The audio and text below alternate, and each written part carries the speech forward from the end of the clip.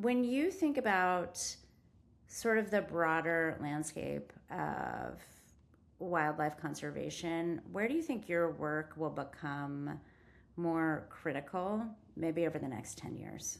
Yeah, I mean, I think that we know that wild species are just facing more and more stressors, more and more threats. So, climate change and how that's impacting where species might find their optimum habitat, habitat fragmentation, and more pressure from people, pollution, all of these things become all of these pressures on a species. And what my computer models try and do is they try and help us look ahead, not just to what's happening right now, but what's happening over the next couple of decades. And ideally, identify the populations before they're really at risk. Like, ideally, we don't get into a situation where we need to do a reintroduction program for a species because we protected it before it's gotten to that very, very tiny population size of 13 individuals. In reality, sometimes we wait that long, but the computer models kind of can help us identify species that need a little bit of conservation action right now to kind of prevent that future and or that future moving ahead. So I think that I hope that my work helps people make smart decisions about how the conservation actions that they could take with the species they're working with.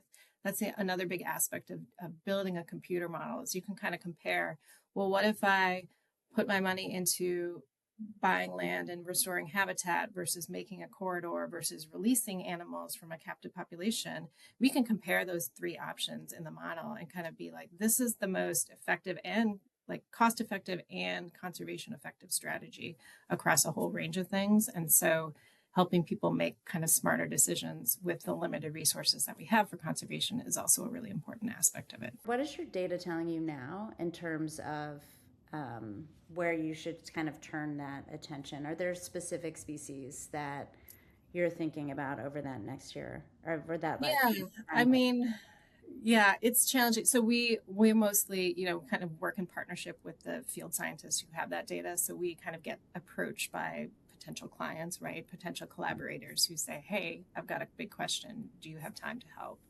And my center of scientists right now, we're thinking about beach mice and leopards in Indonesia and Tasmanian devils, and kind of all running the gamut everywhere.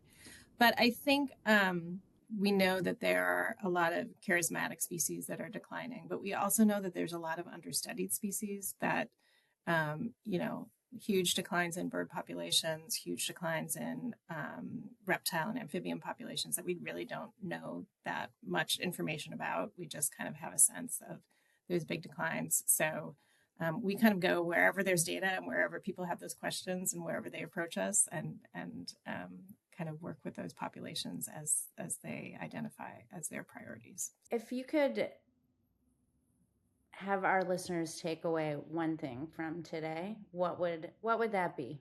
I think just knowing that Chicago cultural organizations like Lincoln Park Zoo and the Field Museum and the Shedd Aquarium, like we are all doing all of this conservation and research work that they might not ever have a sense of when they come for a visit and enjoy that day with their families.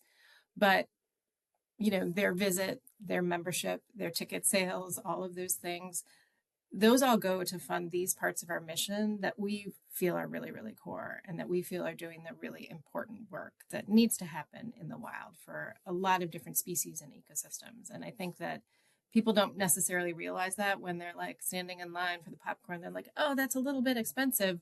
But part of the reason is because we're supporting all of these really important things.